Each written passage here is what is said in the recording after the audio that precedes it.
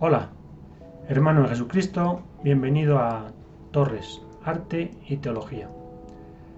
En este vídeo vamos a avanzar la presentación del ensayo en defensa de un quinto dogma mariano. En esta ocasión vamos a dar respuesta a las objeciones más habituales o más relevantes que se han hecho sobre la solicitud de los títulos de María como corredentora, mediadora y abogada. Aprovechamos también para completar el alcance del concepto de coinonía y aclarar algunos de los términos que faciliten abordar las discrepancias con un lenguaje común. Para no repetir los enunciados con los tres términos de corredentora, mediadora, abogada, cada vez que nombremos el concepto de corredentora nos estamos refiriendo también al de mediadora y abogada.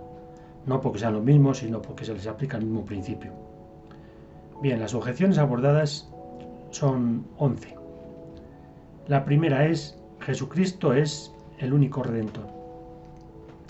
Efectivamente, proclamamos con San Pablo que Jesucristo es el único mediador y redentor entre Dios y los hombres.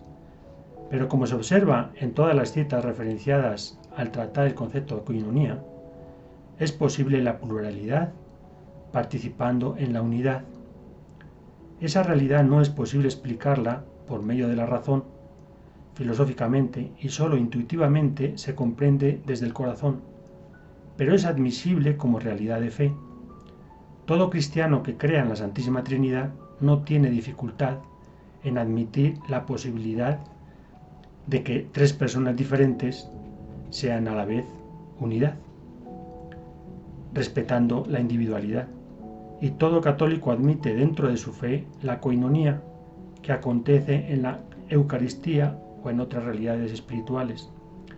La participación en el único sacerdocio de Cristo o la filiación adoptiva por participación en la única filiación natural del Hijo unigénito de Dios se sustentan en similares verdades, reconocibles y aceptadas desde la fe.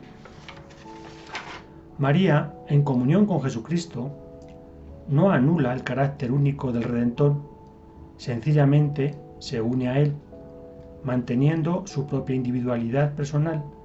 María no aporta una parte como porcentaje del todo, sino que ella hace una aportación que se integra en un todo infinito.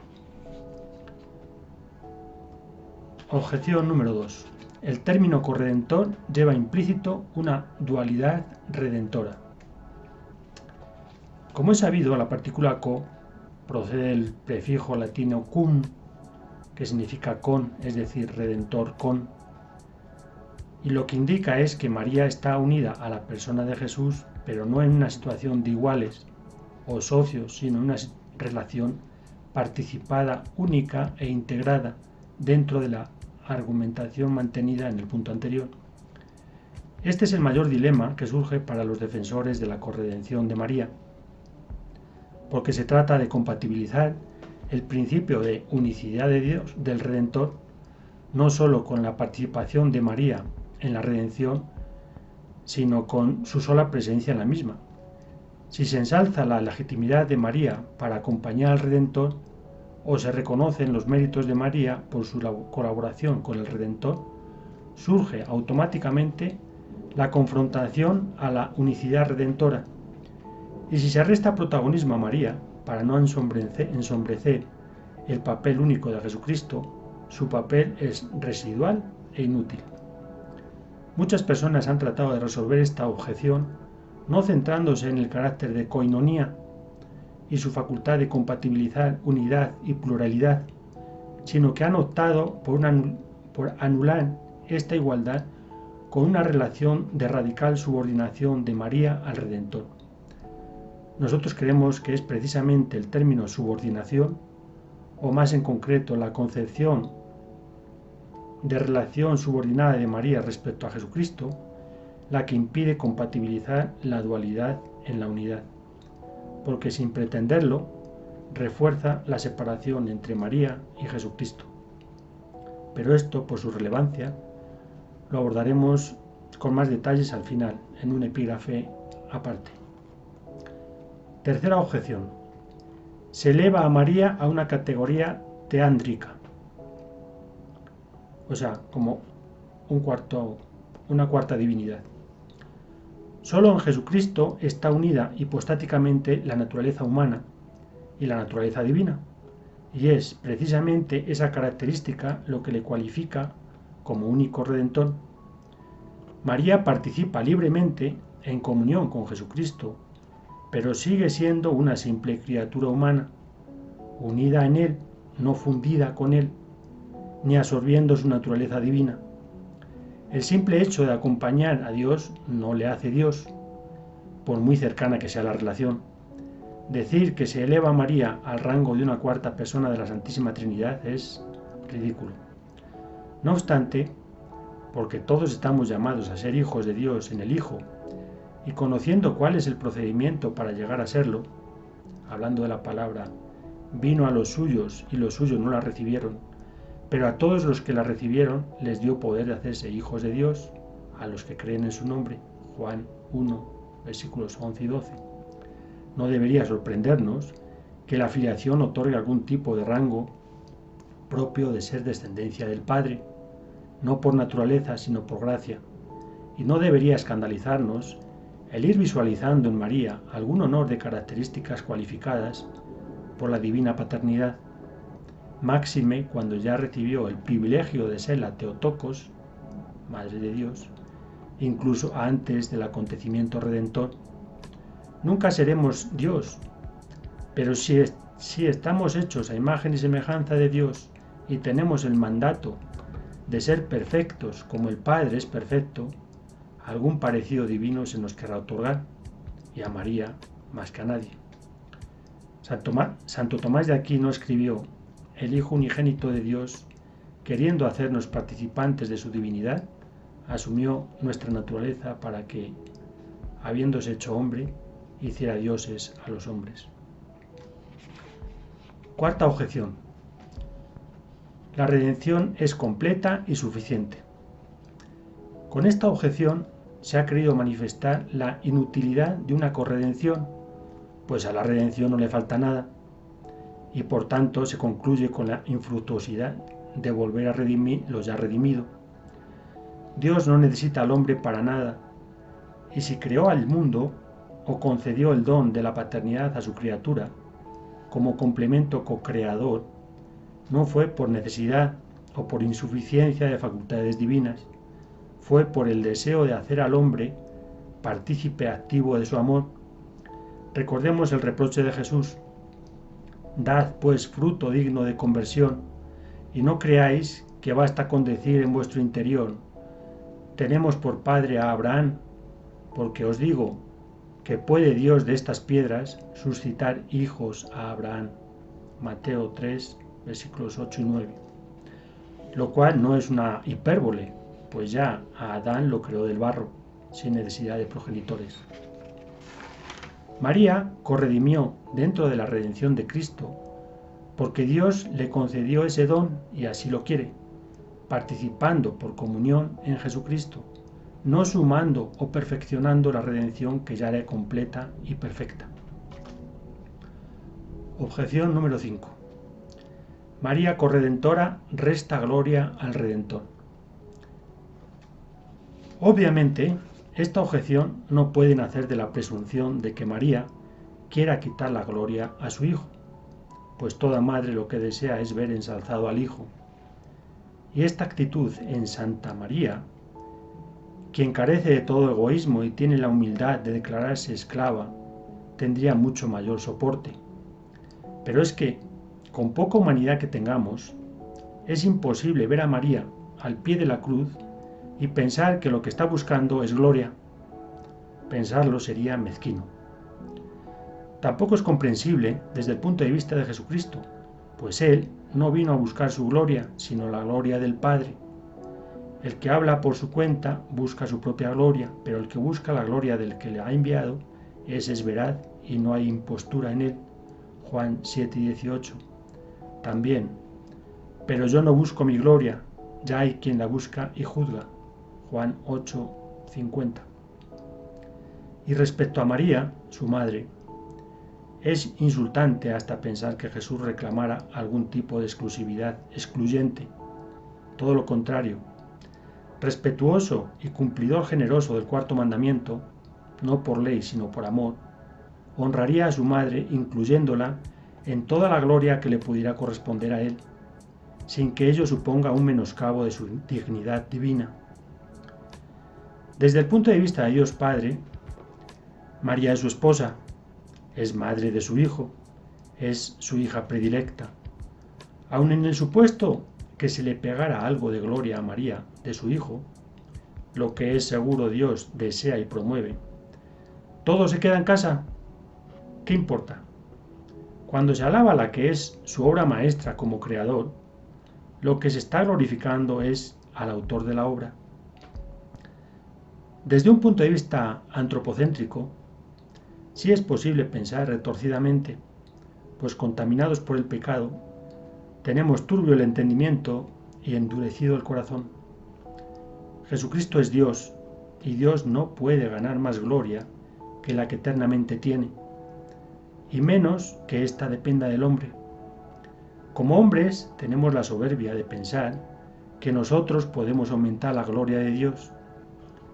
Padre, glorifica tu nombre. Vino entonces una voz del cielo, le he glorificado y de nuevo le glorificaré.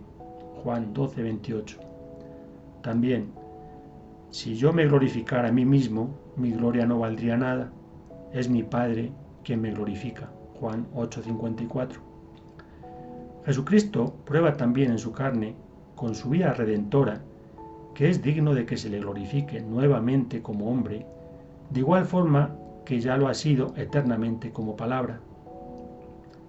Creemos que la postura correcta está en redirigirnos a la contraobjeción primera, es decir, solo hay un Redentor, y por tanto el hombre se debe sumar a glorificar al glorificado por Dios. María actúa participando por comunión en él, pero no restándole gloria en una competición de méritos propios, sino siendo testigo cualificada de la acción redentora. Toda adhesión al Redentor le ensalza, no representa una disputa con él, y por ello Jesucristo reconoce al que lo hace y quiere participarle de su única autoría redentora. Objeción número 6. María no puede ser corredentora porque ella ha de ser redimida. Esta objeción es comprensible verla formular por nuestros hermanos separados, pues para muchos de ellos María no tiene mayor mérito que el de haber sido privilegiada predestinadamente para ser la madre del Hijo de Dios, como simple receptáculo pasivo. En lo demás, una más, incluido el pecado original. Es incomprensible verlo planteado por los propios católicos. Debería ser suficiente con recordar la declaración dogmática de la Inmaculada Concepción de María, para evidenciar que, si ella no tiene mancha de pecado, no necesitaba ser redimida. Sostener otra cosa es cuestionar el propio dogma de la Inmaculada Concepción. Expresiones poco afortunadas como redención preservativa o primera redimida son una contradicción terminológica, pues implícitamente imputan a María la culpa de un pecado del que estaba exenta, porque por gracia se la preservó de él. No hay por qué redimir a quien no necesita redención. María, pues, no tenía necesidad de ser redimida, aunque sí necesitaba ser salvada de un mundo marcado por las consecuencias del pecado. Por este motivo, María, estando en gracia, pudo participar en comunión de manera contemporánea en el único acto redentor de Jesucristo. Según la bula papal, donde se proclama el dogma de la Concepción Inmaculada de María, ella fue preservada inmune por gracia y privilegio de Dios omnipotente.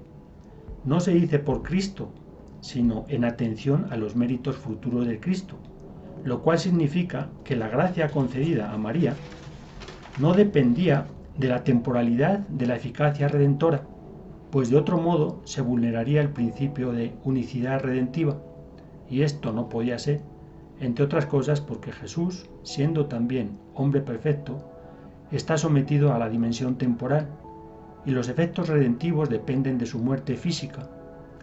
Por este motivo, a todos los patriarcas y nacidos antes de Cristo la redención se aplica con efectos desde su muerte en la cruz, no antes. Por otra parte, en la bula papal no aparece en ningún sitio la palabra redención. Es inexplicable que algunos se empeñen en seguir aplicándola a María. El principio de la unicidad de la redención no permite hablar de una redención exclusiva y anticipada para María y una segunda redención para el resto de los mortales. María sencillamente no tenía débito de pecado que redimir. Hablar de redención preservativa es mucho peor, porque presupone que María, creada inmaculada como Eva, estaba destinada necesariamente a caer en el pecado del que debía ser redimida, lo cual es tanto como decir que el pecado es creado por Dios y estamos predestinados a caer en él. María, siendo creada inmaculada como Eva, demostró que pudo conservar libremente el estado de gracia en un entorno muchísimo más desfavorable que el idílico jardín del Edén. Dicho de otro modo, si Adán y Eva no hubieran pecado, no hubiera hecho falta redención, pues no habría nada que redimir. ¿Por qué entonces pretendemos redimir a María, que no tiene pecado? Algunos siguen argumentando sobre la universalidad del pecado original, lo cual implica retrotraerse a tiempos anteriores a la proclamación del dogma de la Inmaculada Concepción, cuestionando el mismo, lo cual ni siquiera nos molestamos en rebatir, porque esto ya sería salirnos del objetivo del presente trabajo. Objeción número 7. Solo Jesucristo genera méritos redentores. Esta objeción hace referencia a la distinción entre mérito de condigno y mérito de congruo, recogida por el Papa San Pío X en su carta encíclica Ad Diem Illum Laetissimum, en un epígrafe dedicado a María, corredentora. Se entiende por mérito de condigno el que se da cuando la obra guarda proporción con el premio, de tal forma que la recompensa se debe ciertamente por justicia. Este es el mérito que se atribuye a Jesucristo.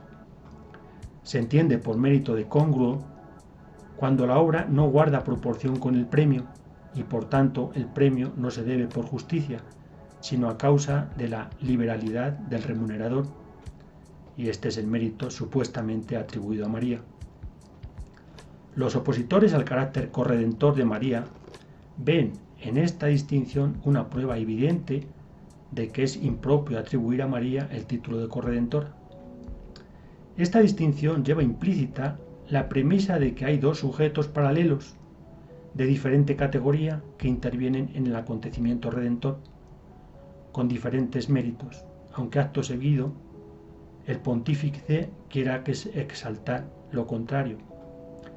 Cierto que no queremos negar que la erogación de estos bienes corresponde por exclusivo y propio derecho a Cristo, puesto que se nos han originado a partir de su muerte, y Él, por su propio poder, es el mediador entre Dios y los hombres. Nosotros consideramos que el error está en aplicar esta distinción de méritos, por la sencilla razón de que solo hay un Redentor, y por tanto un solo sujeto al que atribuir méritos. María no es un socio que acompaña a Jesús. María es una persona que participa por comunión en Jesús. En la única persona de Jesús, por tanto, el mérito no es diferente sino el mismo, pero compartido, no repartido. En nuestra opinión, y conformes con el título de esta objeción, creemos que solo Jesucristo genera méritos redentores. Pero esto no anula la posibilidad de María como corredentora, no con méritos propios y diferentes, sino con los mismos méritos de Cristo en los que participa por comunión. La cuestión que surge nuevamente es cómo compatibilizar la presencia de María y Jesucristo, dos personas diferentes, en la unicidad del Redentor. Nos devuelve al principio de coinonía y la relación interna entre ambos que se desarrollará más abajo, en un epígrafe propio. Objeción número 8. La corredención es una creencia pía sin sustento doctrinal.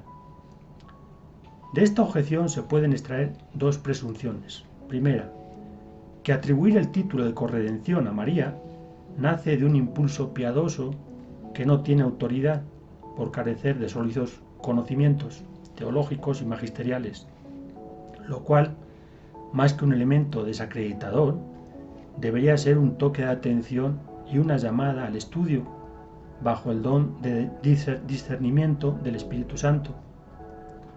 Yo te bendigo, Padre, Señor del cielo y de la tierra, porque has ocultado estas cosas a los sabios e inteligentes y se las has revelado a pequeños. Mateo 11:25. La organización laical internacional Vox Populi Mariae Mediatrici ha logrado congregar la petición expresa de varios millones de fieles, además de contar con el apoyo y adhesiones de numerosos obispos y cardenales, los cuales no podían incluirse en el grupo de ignorantes. Y a esta iniciativa hay que sumar una cantidad nada despreciable de fieles que comparten anónimamente este mismo sentir, respetuosos con el criterio orientador del sensus fidelium, que fue fundamental para la proclamación de los últimos dogmas marianos.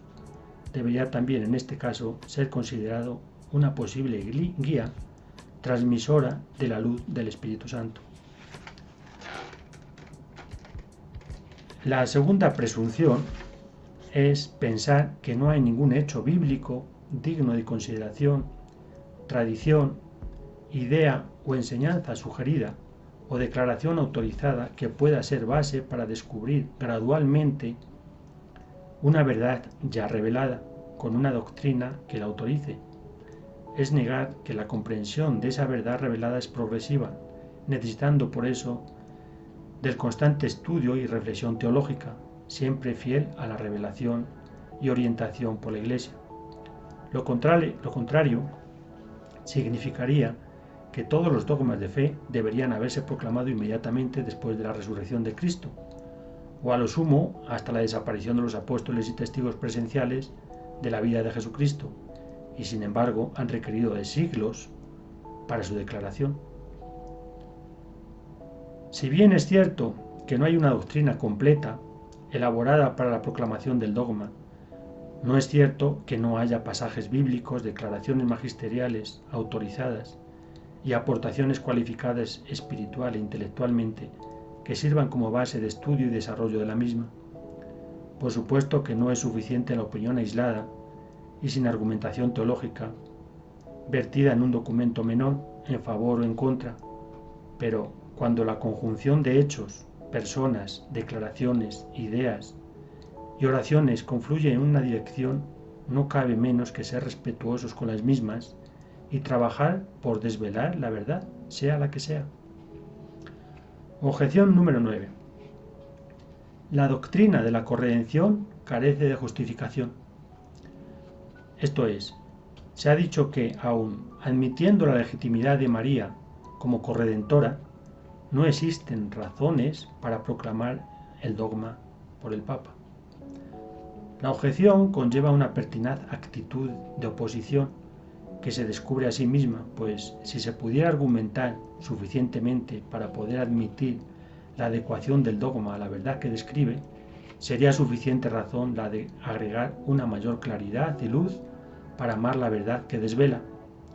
Decir otra cosa es como sostener que los dogmas anteriores proclamados fueron capricho de los fieles, sin sentido y carentes de justificación. Que a este pretendido dogma no le veamos la justificación no significa que no la tenga.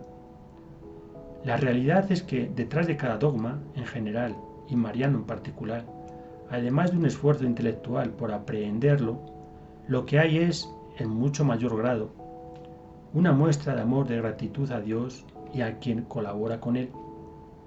A María se le reconocen doctrinalmente unos atributos que ya tiene y por ello no responden a una aprobación fiscalizadora de nuestra parte, sino a un deseo de Dios que nos dirige amorosamente con los dones del Espíritu Santo para nuestra propia edificación. Los 4 dogmas marianos proclamados versan sobre atributos de María que permanecen en su esfera personal.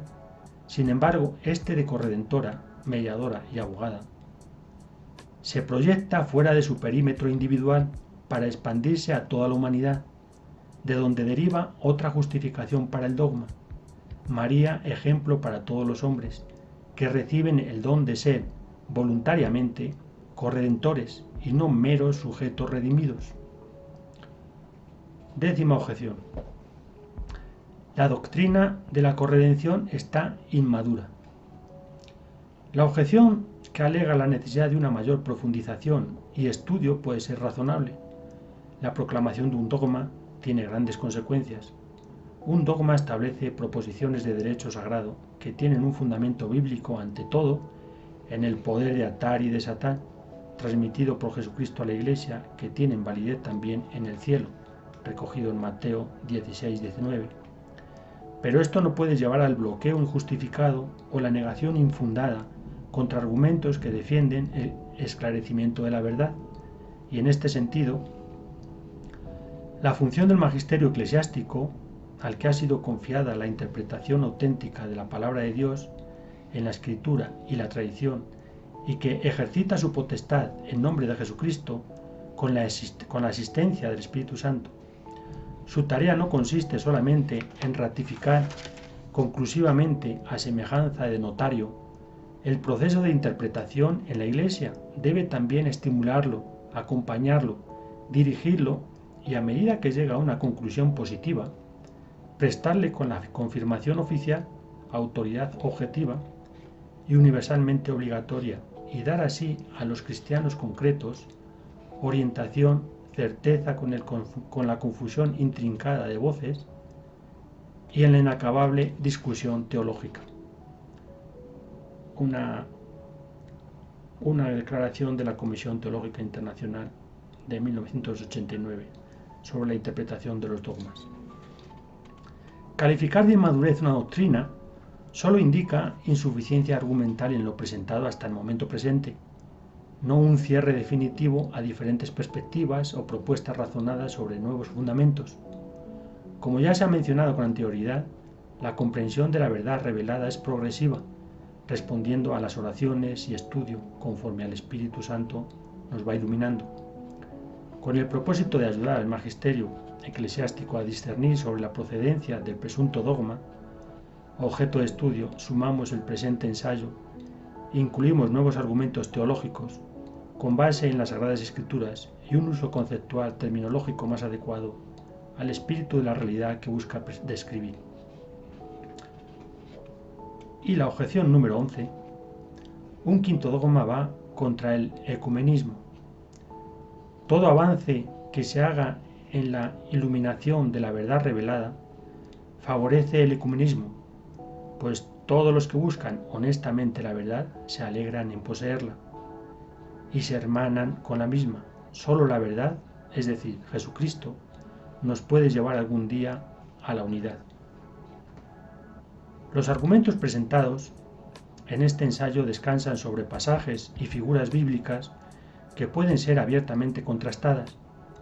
Los amantes de las Sagradas Escrituras pueden encontrar un revulsivo crítico al estudiar las posiciones desde nuevas perspectivas, no desde consideraciones subjetivas, sino ante elementos objetivos comprobables. La figura de María, si bien no deja de reflejar a una criatura predilecta y predestinada por Dios para una misión única, también es un instrumento al servicio de Dios, para darnos a conocer su verdadero querer hacia todos nosotros. María se autodenominó libremente la esclava del Señor, y fue en esa humilde negación de sí misma donde Dios la exaltó. Nosotros debemos observar lo que Dios hizo en ella. La relación de María con la Santísima Trinidad en general y con Jesucristo en particular, nuestro Salvador, único Redentor y mediador entre Dios y nosotros, no es algo irrelevante. Dios no hace nada casual, sin una intencionalidad clara, con un propósito de edificación y salvación. María fue elegida por Dios no para separarnos, sino para ser referente de unión en Jesucristo.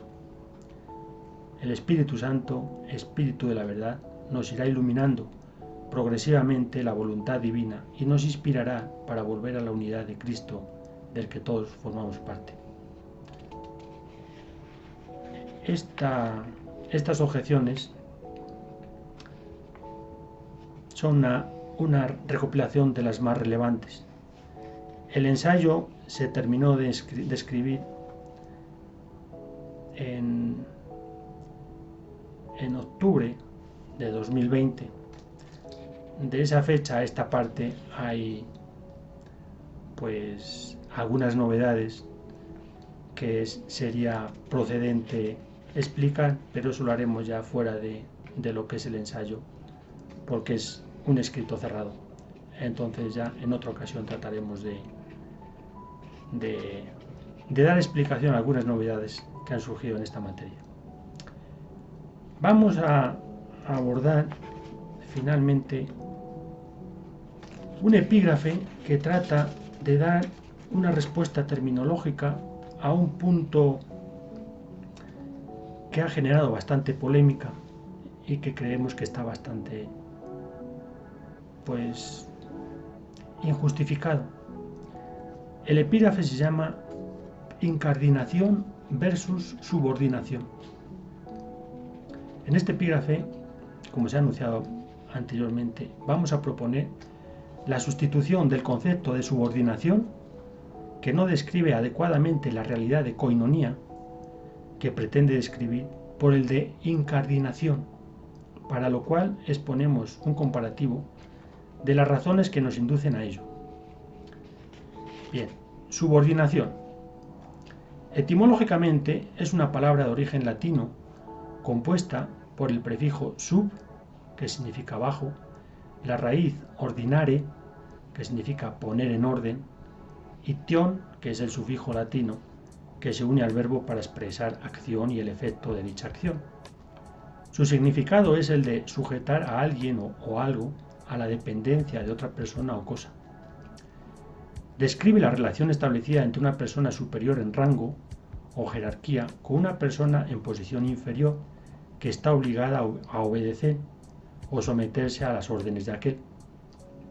Es una relación habitual en el ámbito militar, empresarial, gubernamental, religioso u otro tipo de organización similar, donde hay establecida una cadena de mando. Referido a cosas, se usa con el mismo sentido de dependencia de unas cosas de rango o categoría superior sobre otras de posición inferior, ya sea en el ámbito gramatical, elementos u oraciones, o en el campo jurídico, jerarquía normativa de las leyes. Por tanto, el término subordinar respecto a las personas denota separación jerárquica y una relación de poder del superior sobre el inferior. Si bien es apropiada la característica de distinta autoridad para describir la diferencia y dependencia de María respecto al Redentor, consideramos que es inadecuada porque dicha relación se define por el atributo de poder y porque además se remarca la dualidad de la relación como dos partes separadas en oposición, a veces enfrentadas, y generalmente con un diferente cometido. La relación de subordinación es completamente ajena a la relación familiar existente entre María y Jesucristo. Ciertamente, Jesucristo es Dios y María una criatura dependiente, pero igual de cierto, María es madre y Jesucristo, su Hijo, es perfecto hombre. No es posible describir esta relación amorosa y de unidad de sentir con el concepto arriba indicado, de escalafones separados por el poder de mando y con frecuencia enfrentados por órdenes que unos dan y otros deben obedecer, desconociendo su sentido. La subordinación es apropiada para describir la relación entre amos y siervos, o jefes y empleados o subalternos, pero no para una madre y un hijo, o entre esposa y esposo. Si Jesús dice a sus discípulos: «No os llamo ya siervos, porque el siervo no sabe lo que hace su amo. A vosotros os he llamado amigos, porque todo lo que he oído a mi Padre os lo he dado a conocer». Juan 15:15. Con cuánta mayor razón lo aplicará a su madre y esposa. La relación entre Jesús y María es de amor, a la vez que parental, no de poder. Tienen papeles diferentes que cumplir, pero ambos están unidos por el mismo sentir y conocen la voluntad del Padre. Cuando se habla de la vida oculta de Jesús, siendo Dios, además de Hijo, se relata: bajó con ellos, vino a Nazaret y vivió sujeto a ellos. Su madre conservaba cuidadosamente todas las cosas en su corazón. Juan 2:51. Es la obediencia amorosa y sumisión a la autoridad que merecen los padres lo que destaca en la actitud de Jesús más que un poder divino dominador.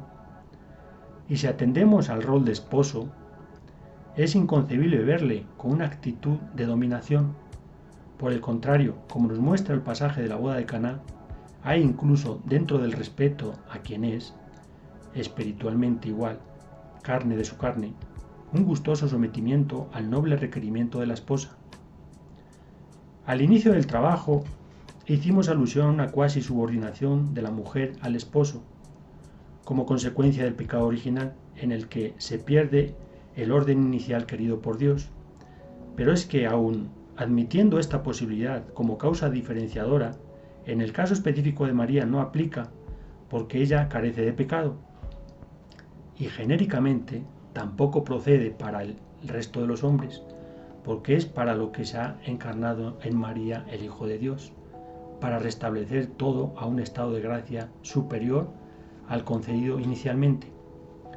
La dualidad distante existente en la relación de subordinación también es otra de las notas que hacen inapropiado el uso del término para describir la relación de participación por comunión que incluye el concepto de coinonía. Al referirnos al concepto redentor, pues más que integrar, separa. María queda en un plano inferior, secundario e irrelevante.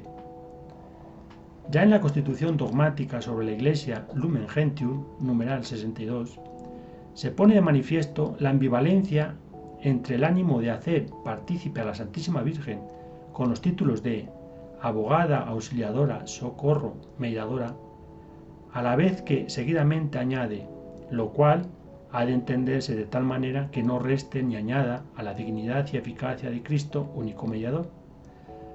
Parece que los padres conciliares sugieren conciliar, valga la redundancia, los respectivos títulos con el siguiente párrafo, donde el modo de participación con el único Redentor es similar al de la participación en el único sacerdocio de Cristo, incorporando el concepto de coinonía. Jamás podrá compararse criatura alguna con el Redentor, pero así como el sacerdocio de Cristo es participado tanto por los miembros sagrados cuanto por el pueblo fiel de formas diversas, y como la bondad de Dios se difunde de distintas maneras sobre las criaturas, así también la mediación única del Redentor no excluye, sino que suscita en las criaturas diversas clases de cooperación participada de la única fuente. Y termina el numeral 62 diciendo: la Iglesia no duda en confesar esta función subordinada de María, la experimenta continuamente y la recomienda a la piedad de los fieles, para que, apoyados en esta protección maternal, se unan con mayor intimidad al Mediador y Salvador. No es de extrañar que en un documento que habla sobre la estructura organizativa jerárquica de la Iglesia se les haya colado el término subordinar para hablar de María. Pero que se diga que la Iglesia no duda en confesar la función subordinada de María sí que sorprende, pues en ningún sitio hay una fundamentación razonada sobre la supuesta función subordinada. Es más, olvida inmediatamente lo que acaba de decir sobre la participación en el sacerdocio único de Cristo. El concepto de subordinación es un simple recurso lingüístico para describir con precisión realidades adecuadas a su significado, no aquellas que le son extrañas. No es ningún dogma que exija respeto u obligada confesión. Cuando los promotores o simpatizantes del título de María Corredentora defienden su posición, argumentan correctamente los motivos que crean y mantienen un vínculo de unión de María con el Redentor. En el espíritu su sentir queda clara la pretensión y manifiesto lo que es esa coinonía. Pero deshacen todo lo dicho y defendido cuando finalizan introduciendo el término subordinación en la relación de ambos. Sirva de ejemplo la carta Redentoris Mater, donde el sumo pontífice, ya San Juan Pablo II, hace una completa exposición de los fundamentos bíblicos, patrísticos y magisteriales en defensa del vínculo espiritual de María con Jesús, sobre la base de su maternidad, para defender su estrecha colaboración con el Redentor, participando activamente en la misma. Sin embargo, a partir de mencionar que la Iglesia sabe y enseña con San Pablo que uno solo es nuestro mediador, numeral 38 de Redentoris Mater, introduce 3 veces el concepto de subordinación para justificar todo lo defendido sin caer en contradicción. No sabemos si aparente o evidente. Cita también la declaración hecha en la encíclica Lumen Gentium antes mencionada, aceptando la expresión función subordinada como verdad doctrinal incuestionable, lo que a nuestro parecer no es más que una expresión desafortunada, que describe incorrectamente la naturaleza real de la relación. Para salvar esta problemática generada con el término subordinación, se presenta a continuación un término que consideramos más adecuado, respetuoso con las Sagradas Escrituras, con el espíritu de la enseñanza magisterial referida y con la realidad relacional que debe describir. El término es incardinación. Incardinación, etimológicamente, está compuesto del prefijo latino in, que significa hacia adentro, en el interior, dentro. La raíz de origen griego cardia, cuyo significado es corazón, y el sufijo latino tion, que se une al verbo para expresar la acción y el efecto de dicha acción. Su definición tiene 2 acepciones: vincular de manera permanente a un eclesiástico a una diócesis determinada, y 2, incorporar una persona o cosa abstracta a algo que ya está organizado.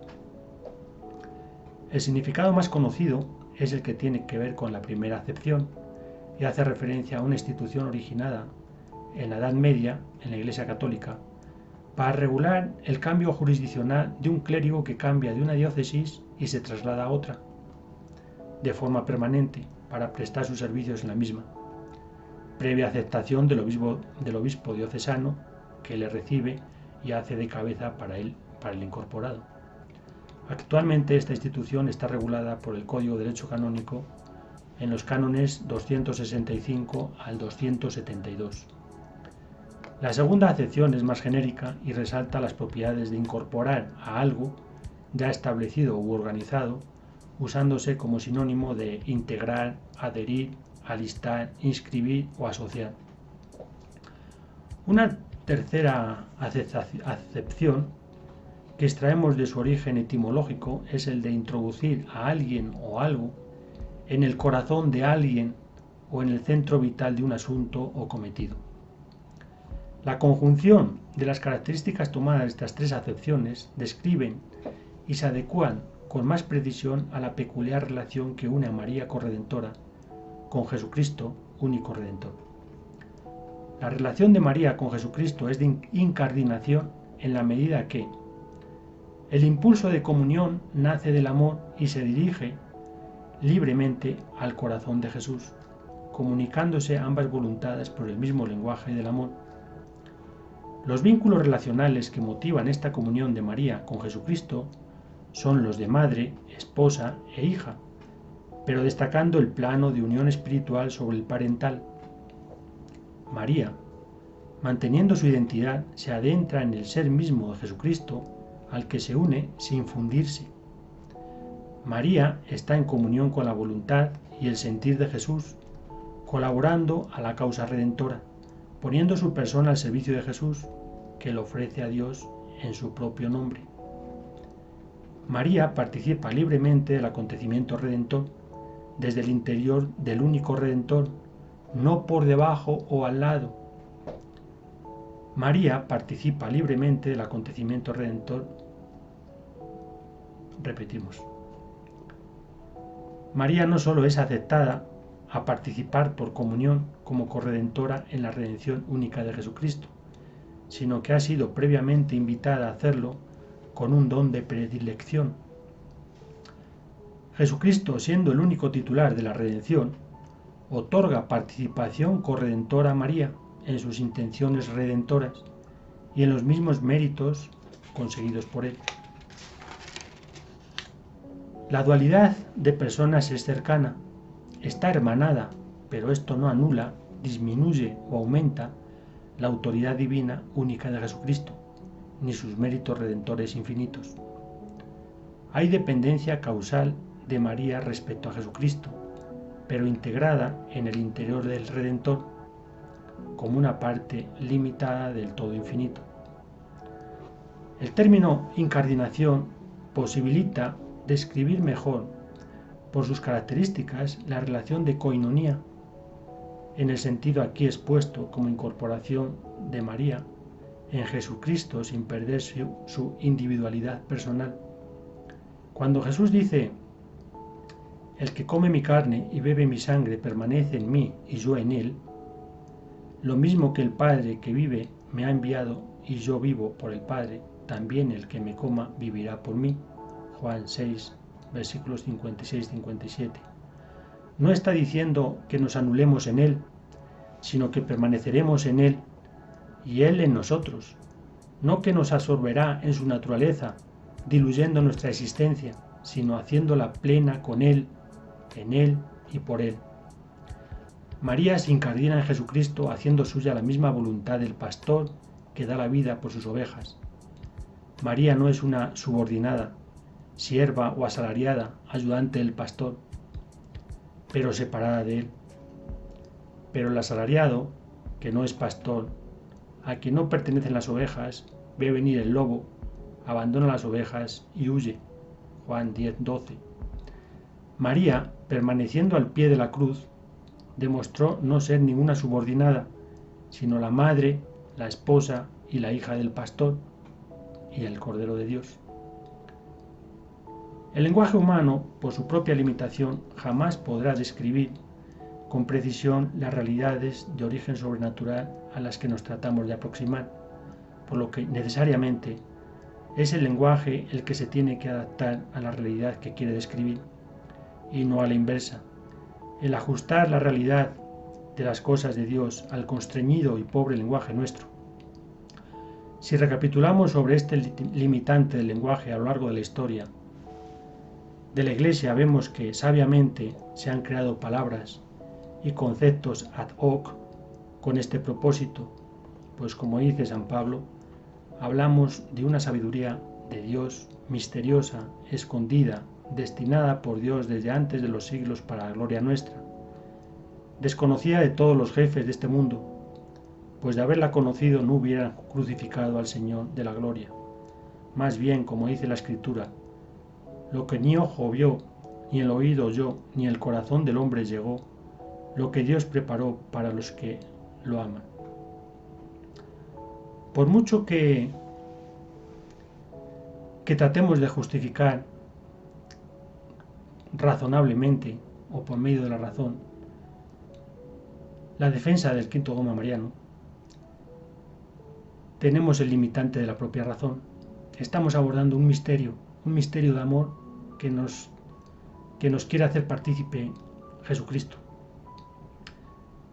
Y aunque la razón es útil para argumentar con la inteligencia hasta lo que nos da de alcance, es insuficiente. Y es precisamente la insuficiencia de la razón y los argumentos racionales la que avala el misterio que hay detrás de esto. Y es el uso de la fe, como pasa en la Santísima Trinidad o en la comunión eucarística o en donde esa participación por comunión no es racionalizable, es razonable, pero no es demostrable con la razón. En último término, hay que apelar a lo que el corazón, la fe no una fe ciega, es una fe testimoniada. ¿En quién? En Jesucristo, que es el que es digno de la confianza, y de María, que es la madre, que es la hija, que es la esposa. Si María nos pide este dogma, no es una iniciativa de ella, es algo que nos transmite de la voluntad del Padre. Si María en la tierra siempre se amoldó, se adecuó a la voluntad de Dios, cuanto más ahora que tiene todo el conocimiento pleno de su cuerpo glorificado, en presencia del Padre, del Hijo y del Espíritu Santo. Si ella desde el cielo nos ha pedido esto, es porque Dios Padre lo quiere, no es un capricho de María.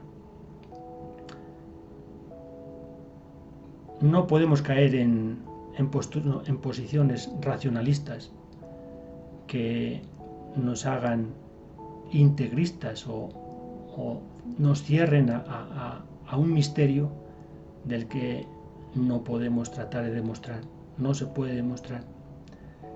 Tanto los que atacan el dogma, creo que hay argumentos racionales para justificar la procedencia. Quizás haya falta más argumentos, más tiempo. Los dogmas a veces han exigido siglos de estudio, de discernimiento con el Espíritu Santo. Es a las personas que tratan de cerrarse en banda sobre el dogma, yo haría una recomendación, un recordatorio de lo que Gamaliel les contestó a los miembros del Sanedrín cuando detuvieron a Pedro porque estaba predicando el Evangelio en Jerusalén. Le detuvieron para decir que no predicara. Y lo que les dijo Gamaliel es pues un buen consejo que justifica o que es prudente en situaciones en las que es razonable que haya dudas. Gamaliel les dijo: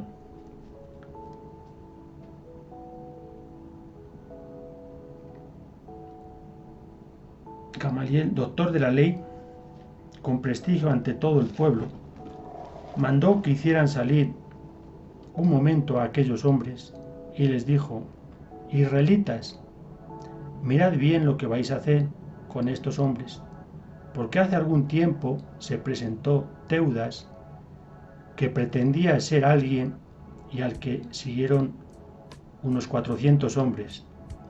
Fue muerto y todos los que le seguían se disgregaron y quedaron en nada. Después de en los días del empadronamiento, se presentó Judas el Galileo, que arrastró al pueblo en pos de sí. También pereció y todos los que le habían seguido se dispersaron. Ahora pues os digo, desentenderos de estos hombres y dejadlos, porque si este plan o esta obra es de los hombres, fracasará. Pero si es de Dios, no conseguiréis destruirlos, no sea que os encontréis luchando contra Dios. Y aceptaron su parecer como un buen consejo. Hechos de los Apóstoles, capítulo 6, del 34 al 39. Respecto a los que defendemos el dogma, que también hemos caído en el racionalismo, porque nos obcecamos en presentar argumentaciones racionales para demostrar una cosa que es un misterio en el que la razón es insuficiente. La recomendación es paciencia, aun tener el deseo de que se proclame pronto como algo deseado. Pues es paciencia, es voluntad de Dios. No va a depender de que nosotros seamos muy inteligentes, de que razonemos muy bien la argumentación. Si es labor de Dios, se hará su voluntad en el momento que Él quiera. y la Virgen María pues se adecuará a lo que Dios haya proclamado. Bueno, pues con esto resumimos, exponemos lo que ha sido este ensayo para la defensa de un quinto dogma mariano, María corredentora, mediadora y abogada. Nos queda decir que muchas gracias por la atención y esperando que en un futuro próximo, mediano o lejano, el dogma se apruebe. Que la Señora de todos los pueblos te proteja. Hasta otra ocasión.